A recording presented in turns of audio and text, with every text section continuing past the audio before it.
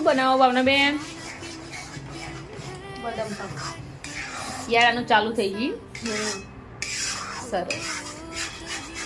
બનાવો ફટાફટ એડો ખાઈ લઈએ. સાગીમાં તો આ ઘરનું ઘી. આજે ટિફિન બંધ છે ને એટલે ભાવનાબેને આ બદામ પાક બનાવ્યો. બદામને એકદમ સરસ ઘીમાં શેકી દેવાની અને પછી ગોળ આવી રીતે એકદમ ભાગી અને નાખી દેવાની. પછી મિક્સ કરી દેવાની. બની ગયું તૈયાર. કોઈને ખાવું હોય તો આવી જાઓ અમારા ઘરે.